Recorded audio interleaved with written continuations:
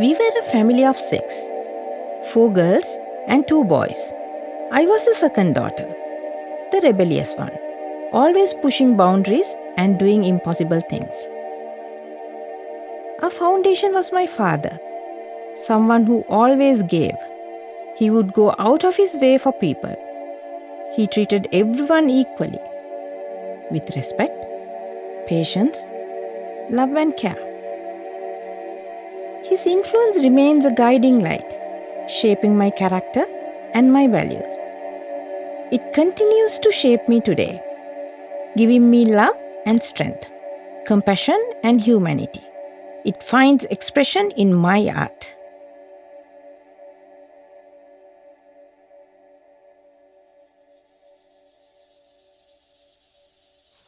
Throughout history, Sri Lanka has been known as a land of gems. I was born in Ratnapura, the city of gems. It is home to some of the most famous precious stones in the world. These gems of the earth have played a part in my life and the life of my family. Even today, I see their many colors and faces glimmering through my patterns.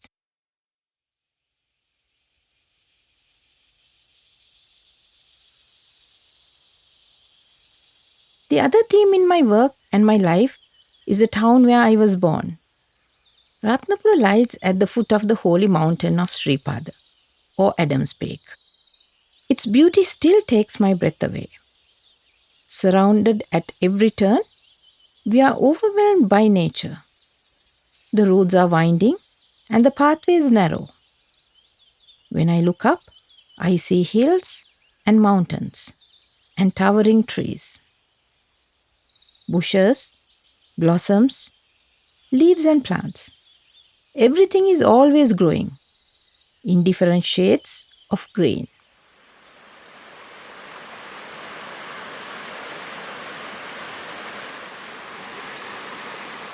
Trickling beside the roads and the hills, tucked away, there are streams and waterfalls in every corner. Calm, still and reflecting, rushing, falling and pouring down, glinting like a jewel in the sun. Water is a living part of this landscape. At the heart of everything is the Kaluganga, the Black River, flowing through the land. This environment has been my source of inspiration. Like the Kaluganga, it flows deeply through my art.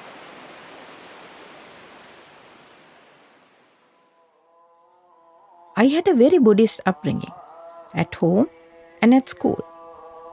The temple was very much part of our world. Poya days, the days of the full moon, were very important. We would visit the temple, take part in the rituals, and listen to Bana, the preaching of the sermon.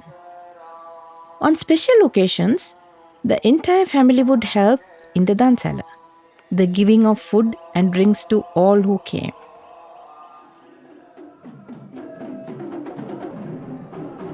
Elephants have always been sacred in Sri Lanka.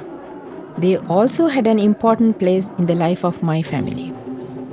We had 2 elephants, a male and a female, and then a baby.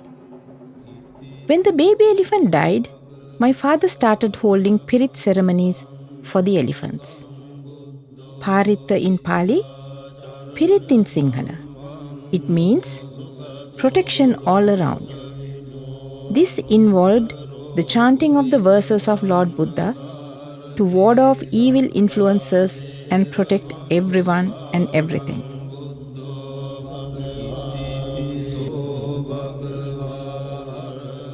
All my brothers and sisters could draw. All the girls could paint. All my sisters had excelled in art at school. Despite all this collective talent, I was the only one who pursued art in higher studies. My father had hopes of my sisters becoming doctors and lawyers. But he gave me the freedom to follow my path. He knew I was a free spirit, and he did not push me. His understanding gave me the space to explore. After I had finished schooling, I was able to enter the University of Fine Arts in Colombo to learn to paint. Strikes closed the university. They lasted for a year. My life in art came to a halt. I lost my way and dropped out. After several years, I resumed my studies under master painter and sculptor Dr. Sarat Chandrajiva. At about this time, I was called on to create designs for a book on Kandyan art. This was Riddhi Vihara. Since the time of Ananda Kumaraswamy, it was the first major work on the arts of Kandy, the last kingdom of Sri Lanka.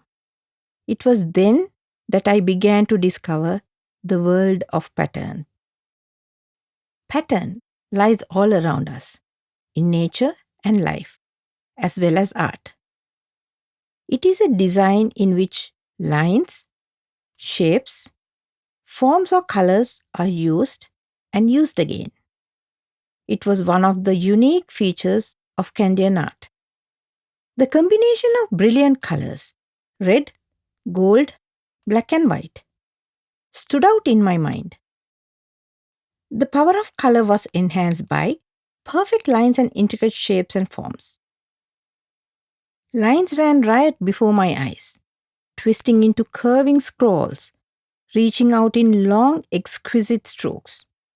A form of meditation in its own right. It concentrated my mind and tested my patience and my skill. I began to learn to draw all over again. For the next 2 decades, I dedicated myself to humanitarian work with the United Nations World Food Programme. Art became a cherished hobby, practiced only now and then. My life was in many ways a mirror of my work, intense, complicated, and highly charged. Looking back, I see that it resembled the Mandalas I would discover later.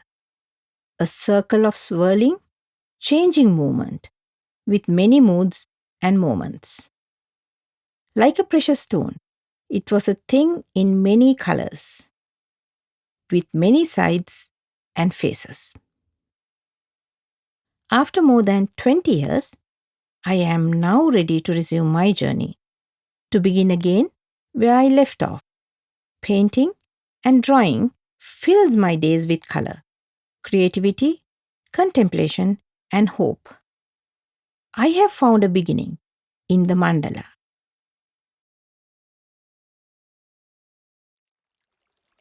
In Sanskrit, the mandala is a circle which represents the universe in its ideal form. It is a symbol of balance and harmony. In the Buddhist and Hindu tradition, it is a tool for meditation. The mandala is a window into the mind. Its creation signifies the transformation of a universe of suffering into joy. Merging the mandala with designs from temple paintings, I have used it to bring me peace and joy. The shapes and the colors are instruments of mindfulness and beauty. As I contemplate, I'm touched by the brightness of colors, the harmony of combination, and the diversity of form and material. Creativity is not only the creation of beauty, it is also a form of healing and joy. This is my idea of art, a form of meditation and contemplation. This is Bhavanava.